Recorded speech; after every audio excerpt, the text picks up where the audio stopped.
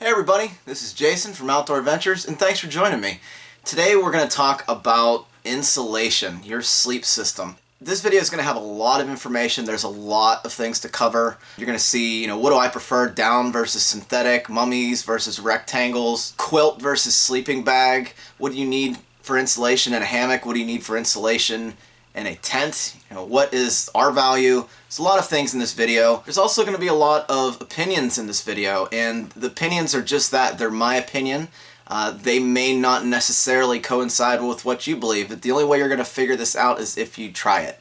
So without further ado, let's just dive into this video, and we're going to start off with sleeping bags. There's 3 different types of sleeping bags, and I'm going to use that term loosely, and you'll see why in just a second here. The first type of bag is the bag that most people are familiar with. It is the rectangular cut bag. These usually have a zipper along one of the sides that you zip down, you slide your body in. Sometimes they have 2 zippers like this marmot right here that you can just kind of fold down and get yourself in very, very easily. The rectangle cut leaves a lot of extra room that doesn't need to be there. For instance, if they would drag the foot box in like this, my feet would be a lot warmer because there's not as much dead space that I need to heat up with my body to stay warm. Also, you'll notice that when I get into this bag that my shoulders stop at the edge of the bag. There's nothing to keep my head warm during the night if it gets a little colder, a little chillier. And that's where the second type of bag comes in. This is a mummy style bag. You'll notice that unlike the rectangularly cut bag, this is a little smaller in the foot box area and a little wider up at the top for your shoulders and such. This saves dead space. It allows you to heat up the bag a lot faster, and it also uses a hood system. So let me just get in here really quick. So you can see I'm sliding my feet into the foot box. Let me turn for you guys so you can see this. Okay, and now I have this hood that I can use to wrap up around my head. I can then zip this bag up, and a lot of the times, more often than not, you'll have a couple pieces of shock cord or string that you can pull, and you can cinch this up so the only thing showing is your mouth and your nose, just like that. So you'll be laying like this. And what that does is these bags are a lot warmer for you in colder temperatures, think 30, 40, 50 degree temperatures, where you don't really want to have a rectangular bag because you need something that's a little bit warmer. Now, that being said, they make all different types of temperature ratings on sleeping bags, and we'll get into that in a little bit later. But this is the mummy style bag. Now the last bag that we're going to talk about is the quilt. Now this may look a little weird to some of you, and that's because, let me flip this around so you guys can see better. Now you'll notice in this quilt there's no back portion, there's no material that you'll be laying on. It's just you'll be laying on the ground or in a hammock or whatever you choose for your shelter. And the reason is if you lay on insulation like this, okay, that insulation under your body is squished, and it's removing all of the air out of your sleeping bag. And when that happens, your body can't heat that air up because it's non-existent, and which means you will start to get cold. Basically, it renders that portion of the bag useless. So what manufacturers are starting to do, they're starting to make sleeping bags without insulation behind you, behind your back, your butt, your legs. So that allows you to save some weight, it allows you to increase packability, and it allows you to stay nearly just as warm as a bag with insulation on the back. Now with the quilt, I can slide my feet in the foot box, and then I can drag the quilt up and use it just like a blanket. If it gets cold, usually manufacturers have a couple snaps. You throw the snap over your head and position it, and then inside here is usually a piece of cord that you can tighten up everything around your shoulders. So now you can see what my back looks like. It's completely protected. it's completely warm, and I'm saving a lot of weight in the process. So which type of bag is right for you? Well, that's just something you're going to have to experiment with. I can't tell you, which bag, you're going to be the most happy with. I mean, whether it's the rectangle, the mummy, or the quilt, that's just, you got to experiment. Now, I can tell you, in my opinion, a quilt is a great idea, or something like a quilt without the back insulation, because, like I said, it renders the back insulation useless when you lay on it. I'm very happy with the quilt system.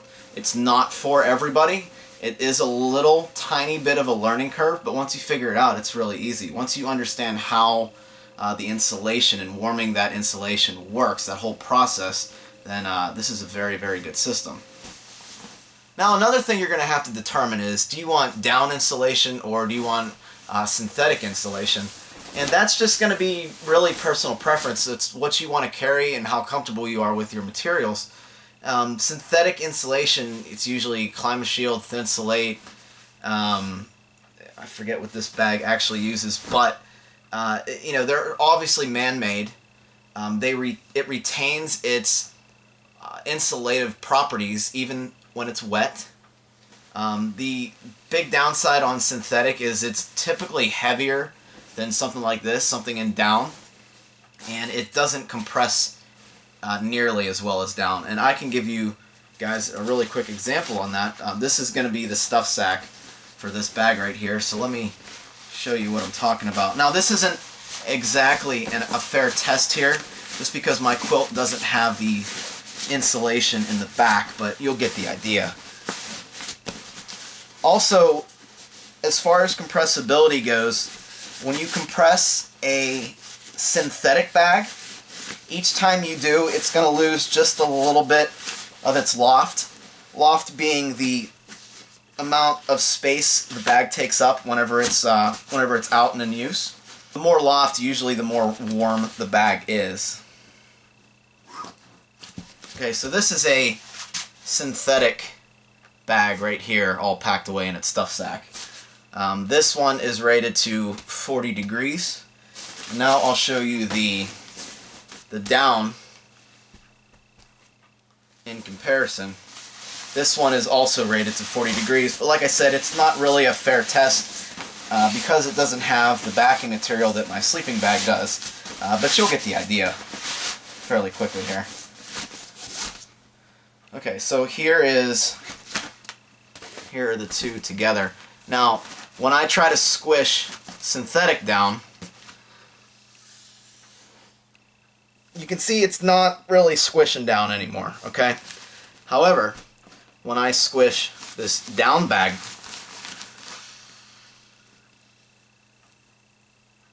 you can see it can get really, really small. Okay, so it's almost double the size.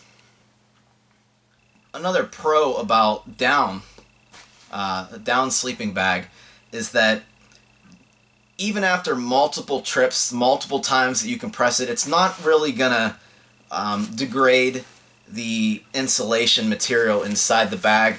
Over time, the synthetic bag will degrade, and it degrades a lot faster than something like a down sleeping bag. Now, for me, down, I believe, is the way to go.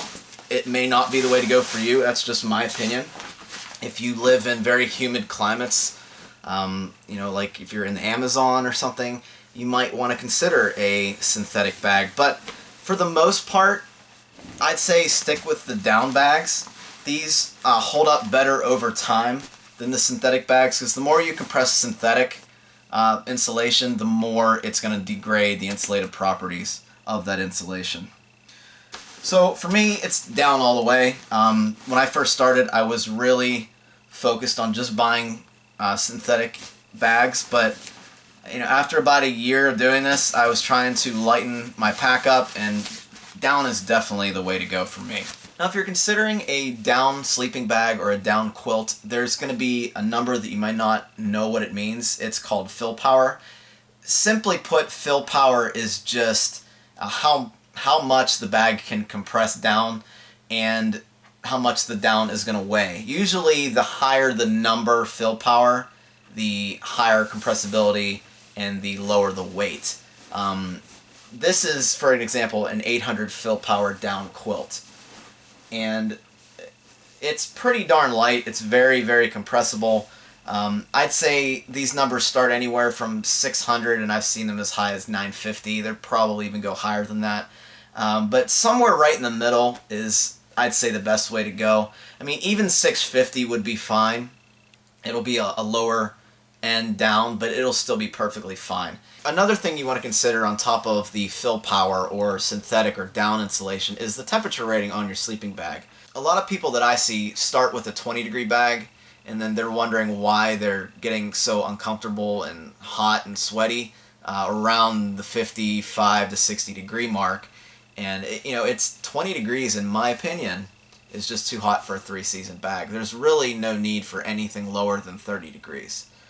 Now, if you're going to be going winter camping, that's a whole nother story, a whole different monster. But what I recommend, have something comfortable for 3-season use, spring, summer, fall, and then have a separate sleep system when you're ready to dabble into winter camping. Okay, I myself use a 30 and 40 degree sleeping bag in 3-season, and then I have a 0-degree insulation system for winter use. And that works great for me. My 0 will take me up to the point where I can use this quilt, and this quilt will take me up to the point where I don't need insulation at all around the 70-degree mark. That is my personal opinion. You'll have to do whatever works for you. If a 20-degree bag works for you, great. You just saved yourself some money for, colder climates.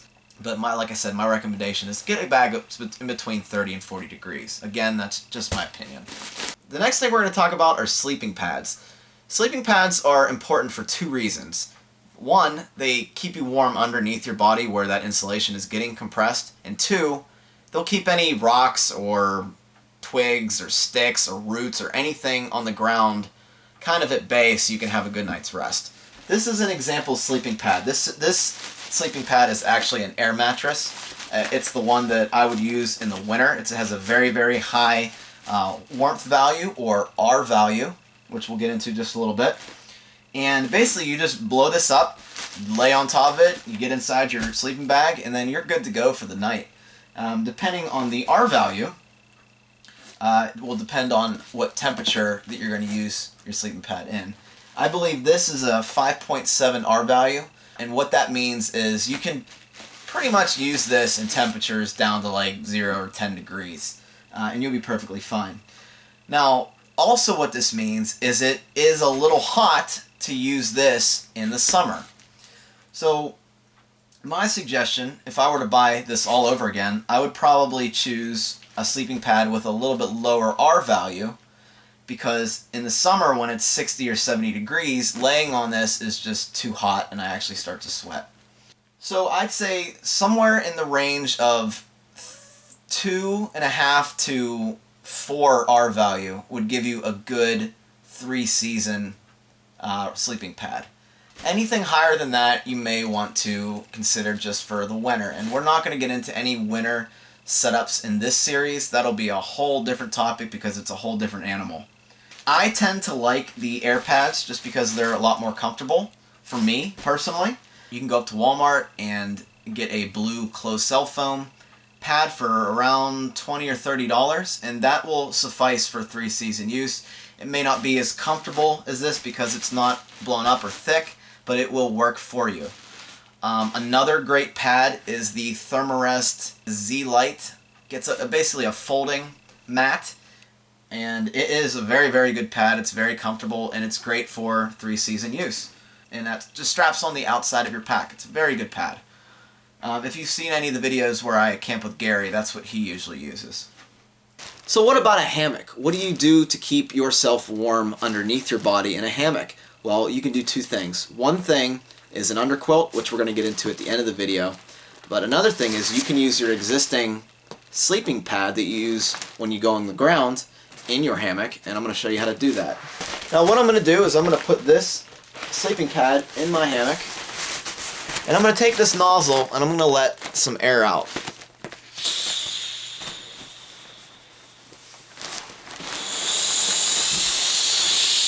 And you want to let a lot of air out. The way I do it is basically I sit in the middle of it, and once Once I feel my butt hit the hammock body, that's when I know that the air is mostly out of this. Now it's different for every single sleeping pad and hammock, so you're just gonna have to experiment with this. But basically, what I can do here is I will simply lay on the pad just like I would if I was in my hammock. You can notice that I'm pretty flat, and I can adjust this a little bit. So now you can see that I'm using my sleeping pad in my hammock, and this is just a little too much air in this, so I'm going to let some even more air out of here. When you're laying in a hammock, you don't need all the air in your sleeping pad. It'll still give you the reflective properties. Just make sure that your back isn't actually touching the hammock body, and you should be okay. There's a couple downsides of using a sleeping pad in a hammock. For one, it's not as comfortable. I mean, it's pretty darn comfortable as it is, but it's not as comfortable as just sleeping in a hammock without a pad.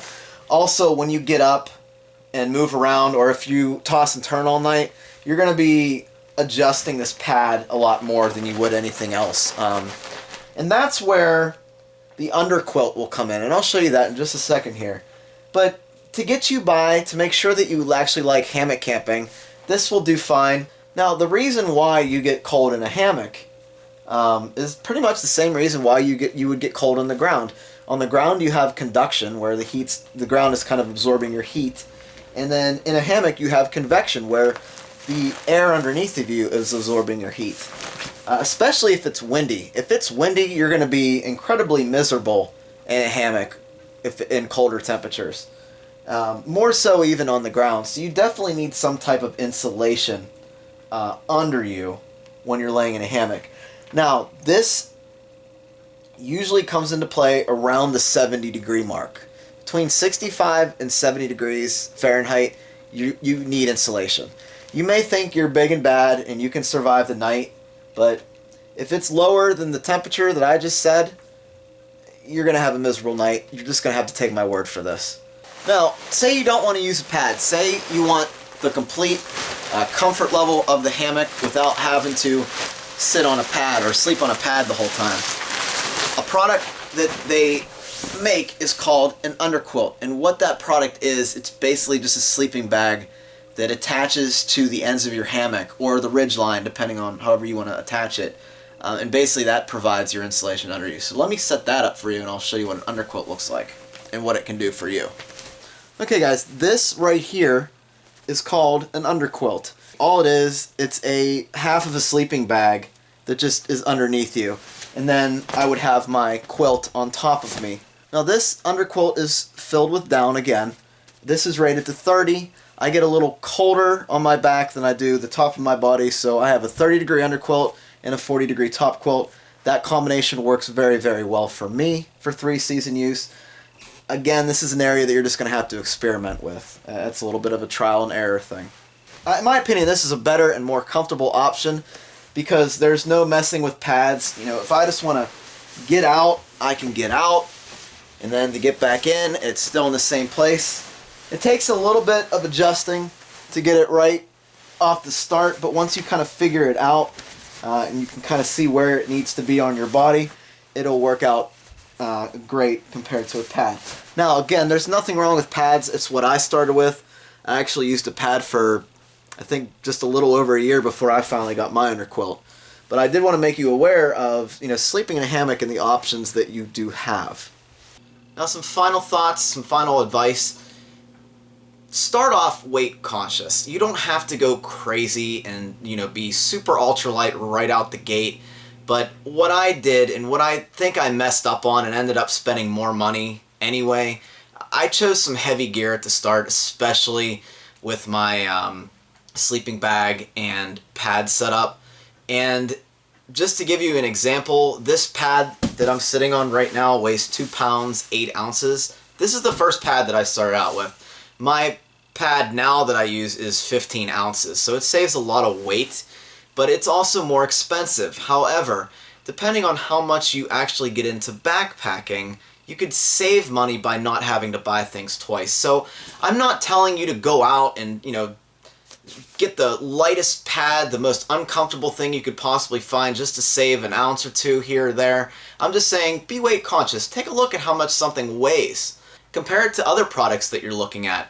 You know, start off weight conscious so you're not spending the money twice if you decide to get into this as a hobby very heavily like I have.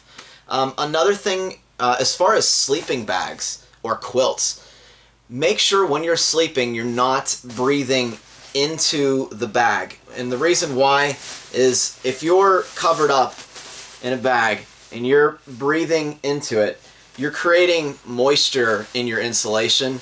That moisture is going to be colder than warm air, and that's going to make you a little chilled, especially around the 30 or 40 degree temperature. Just make sure you avoid that. In a quilt, if you need some head insulation, I recommend some kind of fleece hat. They're very warm, they're very light, and that's all I've needed so far, down to, I'd say, 35, 30 degrees. Also, whenever you get your sleeping bag, manufacturers usually give you a stuff sack, which that's what you'll take the sleeping bag or quilt in whenever you go out on a trip. You just throw it in your backpack and kind of squish everything down. And you should also get some kind of, it looks like an oversized pillowcase. And if they don't give you this, you can use an oversized pillowcase as well. But you should never store your gear compressed, especially sleeping bags. You want to have that airflow. You want to fluff them up every now and then, just so the insulation doesn't degrade over time, like I was talking about before. You know, a simple pillowcase will do. Just get an oversized pillowcase. But for the most part, you usually get something like these storage bags. So keep them in the storage bag, and you should have them for a long, long time. Now, what I'm going to do is I'm going to throw a lot of good manufacturers and model sleeping bags, pads, under quilts, top quilts in the description box for this video. So just look below. You can find all those links down there. If you have any questions, if you're kind of on the fence on what to do here, just go ahead and ask. I'll try to answer them as best as possible. Thanks, guys, for watching, and I hope this helps somebody.